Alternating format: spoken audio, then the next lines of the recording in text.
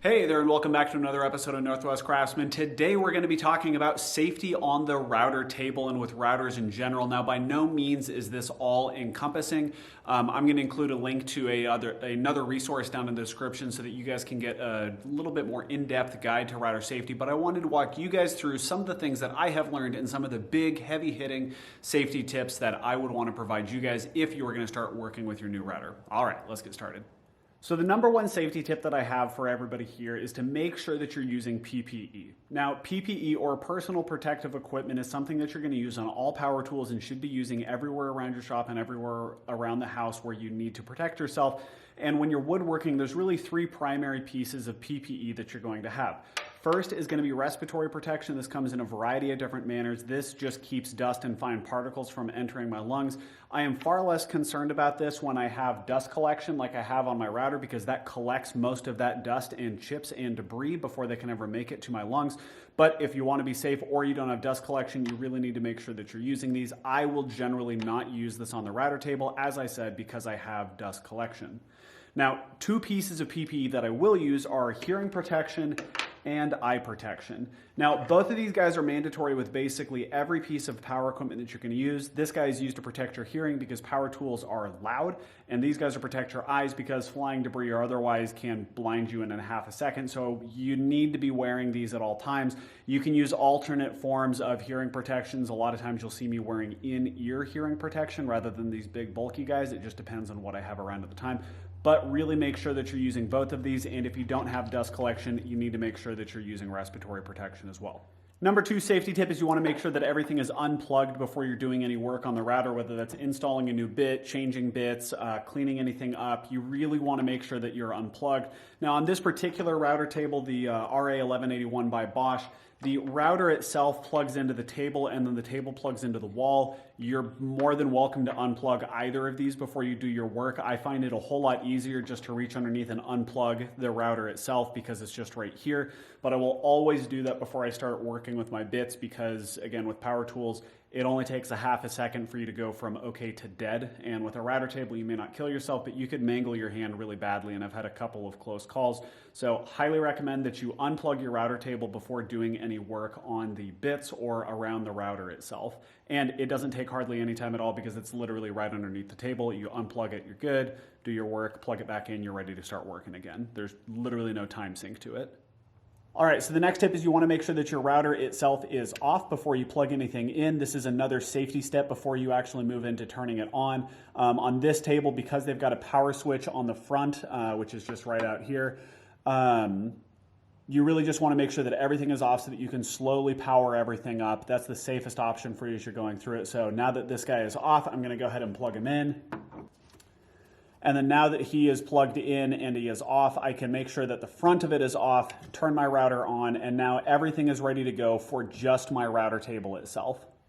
By itself, that last tip can take many forms depending on what router table you're using. If you're using this one, it'll follow that exactly, but depending on your router table itself, you just want to make sure that you're keeping everything off all the way through the process up until you're ready to start it so you don't get any surprise starts. You're smart people, you can use that regardless of what router table you're using. Next tip, and you saw this at the very beginning of the episode, make sure to secure your router table to whatever worktop you're working on if it is not already secured. On this guy, it has holes that I can bolt it down to a table, but I don't have a workbench or a table that I can put this on yet. That is one of the projects that is on the list. So for now, I can clamp it down, and this works really nicely to keep it very secure as you're working with it. You want to make sure that you don't get any excess wobbling or moving around because taking a slightly deeper depth of cut at different times can cause your workpiece to go out of control. So you really need to make sure that your router table is secured down properly. Alrighty, and then just in case it wasn't stated clearly enough earlier, make sure you're wearing your PPE, eye protection, hearing protection, and if you don't have dust collection, you want to make sure you're using respiratory protection as well. Okay, next tip is that when you're installing your bit, you want to make sure that it is both sufficiently installed into the collet itself. This guy right here is called the collet that holds onto your bits. You want to make sure that your bit is sufficiently into the collet, but you also want to make sure that it is sufficiently tight, because if this comes loose while you're working with it, things can get really dangerous really fast. So there is about tight enough. You're really going to get a feel for it, but you really just need to make sure that it is tight enough that it can't come out. You don't need to wrench down on the thing so that it's impossible to get it undone, but you do want to make sure that it is tight. Next up, if you have these protective covers, you're going to want to use them because as you're sliding your workpiece across this tabletop here, you want to make sure that it can't dip into this space right here. Use the one that is tightest to your bit without it interfering with the bit. In this case, this one's going to work great. All it does is pound into place. It depends again on your router table, but this is going to protect your pieces from falling inside and make sure that you have a safer cutting experience. Next thing you want to do is check your workpiece to make sure that there's no metal in it. In this case, it's pretty obvious, but a lot of times I actually find staples all over in my wood and I need to try and get those removed before I start working with it because these staples will ruin your bits and can ruin your day depending on how big they are. So check carefully for those. It's not always as obvious as this is here. Next up, you want to close these gates as far as they will go without touching your bit. This provides better dust collection as you're pulling it back through here, and also means that you can't have your workpiece slip back behind the blade itself. Okay, next tip, you want to make sure that you are feeding your workpiece in the correct direction. Mine has it printed, my router table has it printed directly on the top here. The router is going to spin in this direction, and you want to make sure that you are having that climb cut, as it's called,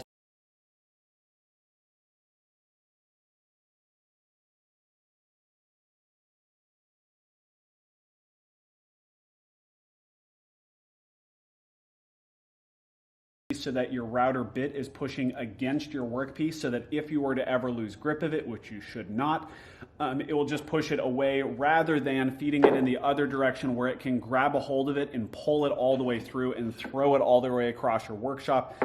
That is both dangerous for you, the tool, and your shop itself because you're going to have wood flying across the shop. So always cut in a climb cut direction. Now, if you're holding this by hand, it's going to be the reverse because you're holding the spindle upside down. But always be mindful of which direction you're cutting because you want to make sure that you are pushing into the cut rather than having the cut pull your piece. Alrighty, next safety tip, never start with your workpiece engaged with the router bit. You want to make sure that you start the router up when it's all the way out here and then slowly feed the workpiece into it. Okay, next safety tip before you get started, you want to make sure that your hands always stay more than about 3 inches away from your bit itself. This red ring is a pretty good reminder that red is dead. Don't put your fingers inside of here, but I like to keep my hands a little bit further away from that if possible. And a great tool for that, for both the table saw and everything else, is push blocks. Now what push blocks allow you to do is get a good grip on the top and on the side. Put ample pressure against your fence, put ample pressure against the table, and make sure that you can slowly feed your workpiece into the sample itself. These keep both your fingers safe and everything out of the way because if you ever nick one of these, it's not going to kill you. It'll give you a good scare, but it's not going to kill you or it's not going to take one of your fingers. So highly recommend you use push blocks when you're using your router table. Here's another style of push block that you can put on top of the workpiece itself. This helps a lot when you're actually trying to get the piece to move forward. You can use one of these guys to keep ample pressure down at about a 45-degree angle so that you can get both pressure on the fence and on the table and push this forward without any issue.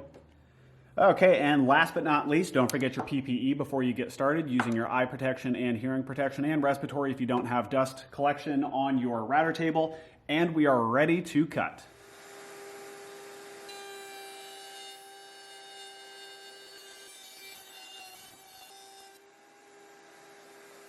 There we go. There's your nice, beautiful routed edge ready to go, and you are ready to use your router table safely.